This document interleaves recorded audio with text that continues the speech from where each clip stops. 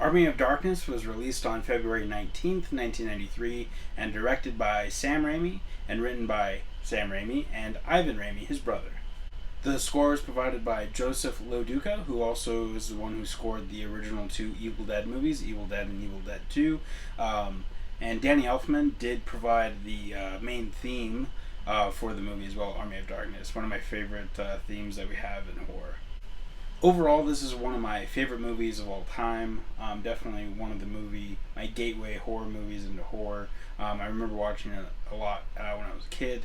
Thankfully, my dad showed it to me, probably a little younger than I should have been watching it, but hey, that's alright. I was probably like 8 or 9 for seeing it for the first time, and it scared me, but it also made me laugh, and I've loved it ever since.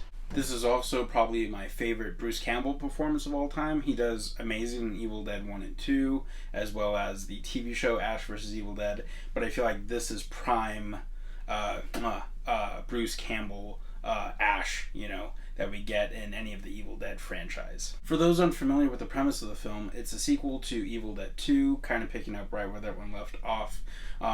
It kind of goes definitely a lot more on the horror element. So Evil Dead 1 is probably 90% horror, 10% slapstick, and then Evil Dead 2, they up the slapstick up a little bit, probably 70% horror, 30% slapstick, and then this one they up the slapstick even more and then add in some medieval fun as well, which I really love too. I'm a big fantasy guy. I love a little escapism, and this is as escapist as it gets. If you want to see a movie about your everyday guy going up against a possessed army, if you will, this is the movie for you. One of my favorite lines from this movie, it's kind of like one of the crutches of the entire movie. It allows our hero Ash to take the Necronomicon from this graveyard, essentially. He has to take it to bring the book back, to get back to his time and all this stuff. He has to say the words Klaatu Barada Nikto, which is a shout out kind of to Day the Earth Stood Still from the 50s, kind of like a little thing there. And anyway, so he forgets the third word. So one of my favorite lines is going Klaatu Barada. It's probably one of my favorite lines. There's tons more great lines in this movie. There's Ash saying groovy. There's him saying come get some. There's him saying good, bad, I'm the guy with the gun. Tons more great lines. Those are just a few that come to mind. My favorite kill from the movie probably comes from about 20 minutes in or so. It's just when the knights are starting to come around, the kingdom is starting to come around on Ash and viewing him as a savior as opposed to a villain or just a piece of trash. And he's getting fed grapes and all this stuff, and then a deadite comes up out of nowhere. This lady freaked me out too. The way that her voice is, the way that she floats in the room that they're in, the little, I guess, what would you call it, little king throne room, if you will. And the texture of her skin, she was just a creepy lady. Anyway, so my favorite kill is when he's fighting her, and then from the back he does a no-look back shotgun blast straight to her chest and takes her out. Pretty cool scene.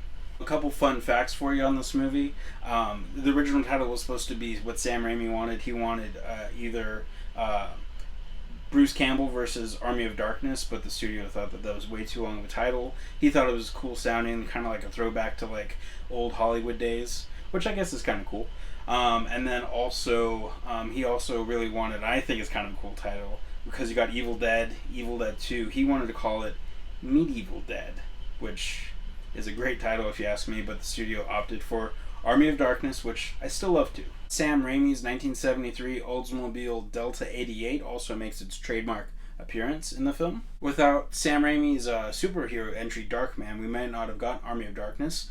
Sam Raimi originally wanted to make Army of Darkness immediately following Evil Dead 2, but couldn't secure the funding. But after Darkman came out, he was able to secure the funding, I think due to it being a decent success. The skeleton deadites are definitely an homage to Ray Harryhausen. Billy Bryan, actor Billy Bryan, the guy who plays the second deadite in the little dungeon enclosure that Ash has to fight off, also played the Stay Puft Marshmallow Man from Ghostbusters. So he makes an appearance, although unbeknownst to us, but he's in there in that fight scene. The movie originally had an NC-17 rating, but Sam Raimi got it lowered down to rated R, thankfully, so we could get a wide release on it, because he attributed some of the gore that was happening. It was just the skeletons, so I guess that helped out with some of the rating stuff. The evil Ash makeup that was on Bruce Campbell took about around 3 hours to apply.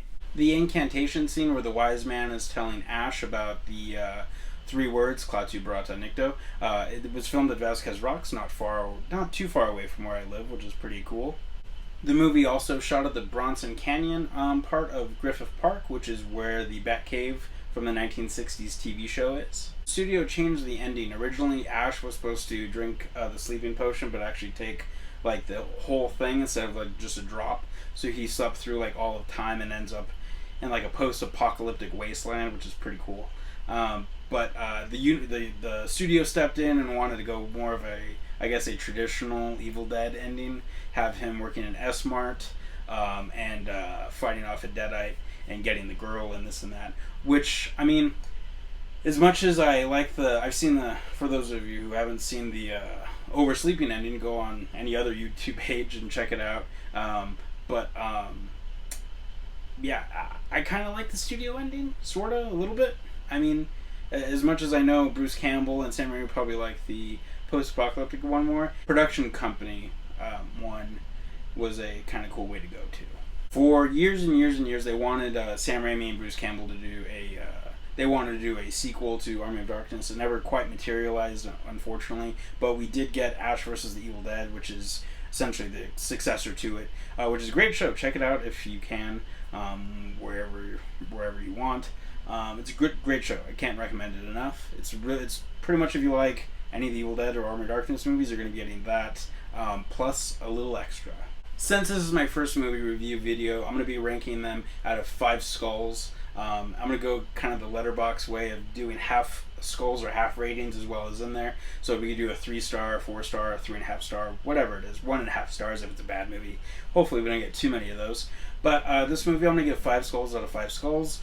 One of my favorite movies of all time, a instant classic. I don't think it gets much better or more entertaining than Army of Darkness. If you've made it this far in the video, thank you guys so much for watching. I'm going to be doing a lot more horror reviews with new releases, classic releases, older movies, 80s movies, 50s movies, 90s movies, everything in between. From everything, from House of the Devil released in 1896 all the way to today, new releases being pumped out in 2023 and beyond. I'm going to be doing it all. I'm hoping to grow the channel and stuff. I'm going to do the Cream G derogatory like and subscribe. If you guys want, please pass it along. I really appreciate you guys sticking around. It's only going to get better from here. Make sure to follow me on all social media channels. I'm at Kent of the Dead on Facebook, Instagram, Twitter, and even TikTok. Thank you guys again for watching. I'll see you next time.